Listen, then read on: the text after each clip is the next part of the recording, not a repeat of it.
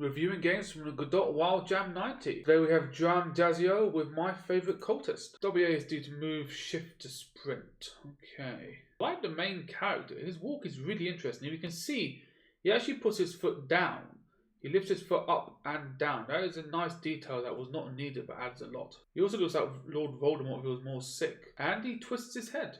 That's really cool. Actually, that's blinking. That's not twisting his head. But yeah, looking around idle animation is really cool. Where are we going to? Hey, these are my favourite cultists. I'm making my favourite soul soup, but I need some ingredients. Why not use my favourite cultist to grab me my favourite ingredients so I can finish my favourite soup? Go in the portal and grab them. This guy loves the word favourite. That is a really nice model as well. The shading there. That is really nice. I don't know why he's so happy though. Maybe to see me. But he should probably be happier once he gets his soup. But anyway, let's begin. So apparently this is a procedural generated world. Let's see. That was a nice sound, but I'm going to turn the sound off because that's annoying. What to do? So I have to go around getting slimes to get the soup, and the slimes give me souls. My health appears to regenerate, so this should be fairly easy. I don't know if this is an asset pack or if the guy did it himself, but if you do it yourself, this is incredibly detailed. You see the random shading here and there and here, and like this as well.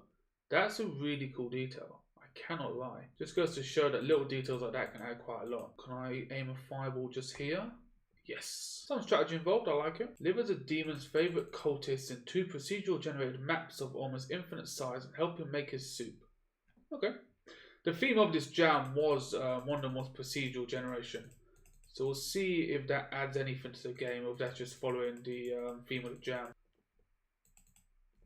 I do feel quite powerful when I do that spell, to be fair. Seems to regenerate quite quickly as well. I'm really liking the animation of this game. The slimes move, how they move. Look at this shade. The shade covers his entire face in the final bounce. That's really cool. And some of it also just pixel art. That is effort that I would not go to, but that's really cool. Just one little boost there. That felt quite good doing that. Just one blast to get all of them. You got all the slime souls required. Spelling over. Oh well, to the soup, go to the next location and collect some skeleton souls. I think this would probably have looked a bit better here. Just so you're not overlaying over here. Because typically above you, there's not going to be much going on, if you know what I mean, on the screen. We seem to have X, go to hell, go to hell. We'll go to hell, see what's going on here. Okay, who are you? Ah, you move faster. Get both of you quickly.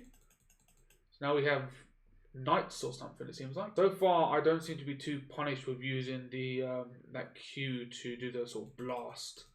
Perhaps if there was a bit more of a punishment or it was like a special ability or something like that. It just seems to use up mana, which I seem to be in abundance of. Oh, what, did I die? I don't know if I died or not. Did I die? My personal suggestion for me was, upon death, you should probably have that pop up again saying I've died, because I wasn't too sure what happened then. I also think given the sort of animation and sort of, see how zoomed out the game is? There should be a bit more indication that I'm about to die. Maybe, I don't know, the health bar flashes or I flash or something like that. Actually, if I take damage, do I flash? No, I don't take damage. There's no indication. That was really cool though. There's no indication that I am taking damage unless I'm keeping an eye on the top health bar, which for most cases in this game I don't need to.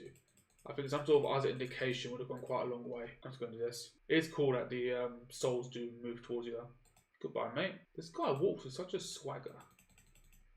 Some of the pathfinding is just head straight towards the target. If this was made in Godot, that would be move 2, I believe. Or was that Unity? Can't quite remember.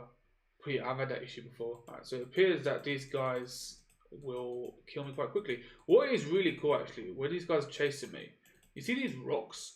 I'm going to be focused on getting these guys, which means I could get stuck on these rocks, and that creates a moment of panic. So I will demonstrate. So say I'm chasing this guy, I'm shooting down, I'm now stuck on the rock. That does create a gameplay moment of panic. That is a really nice detail for any sort of procedural generation where you're focusing on one thing and then there's these tiny obstacles behind you. That's really nice. It's a neat little way to create some panic and dynamic gameplay in a simple system. I don't know what this green bar is yet. I haven't figured that one out. Is this another button maybe? The knights, the sprites is good. The animation themselves is not as detailed. If you look at how the player walks, it's very detailed. You can tell most of the effort went to play. The knights themselves just seem to move just 2 sort of blocks by their legs and then move the axe up and down. It works, but just when you have one sprite that is so heavily detailed, such as the player, lesser detailed sprites stand out. Same with the slimes. The slimes are really detailed because there wasn't much going on. And then these knights, they just kind of move their axe around. That does stand out. I'm enjoying this so far. It does seem a little bit long. It seems like I have to, if this is procedurally generated, I'm assuming I have to like wander around to try and find people. Perhaps if, this is just me spitballing, if you had more of a designed map, you can kind of set up sections. So let's say the top right of the map is like a very heavily guarded section. So if you want to be quick, but you're kind of more skillful, you can go there, but it's more dangerous. And then the bottom is maybe just people wandering around. I think that's a nice addition you could have added to dynamically make the game a bit more, let's say, immersive and dynamic. I'm just using the word dynamic a lot there. But then again, this guy uses the word favourite a lot. I just feel like I'm having to find the knights a lot more.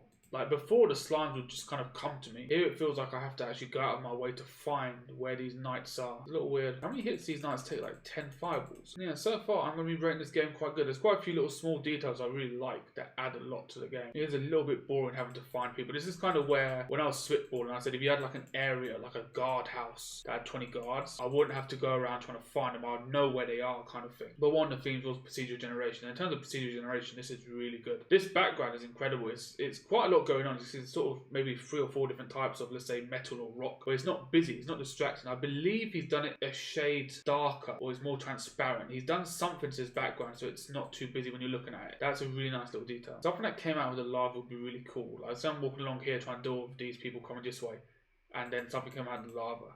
That would create a real moment of panic. I appear to be at the edges of the map. Hello, mate. I have had that issue before where they get stuck. You got all the skeleton souls. Click, go on here, click here. See here, the transparency, the thing is, it's up to the left. I think that's a much better way of doing it. Go to the kobold. Go on, click here, go to the kobold. Let's go on, click here. I don't know what's happening now. Let's find out. Good, you got all of them. Sit here in this chair with me and my favourite cultist. My good favourite cultist. Aww, that is good art. The end. I've only just noticed this, but that final image of the bald guy is the favicon as well. That's from the final image. That's really cool. So that was my favourite cultist from Jaum Dazio. I'll be rating that very highly. There was a lot of little details I liked in that game.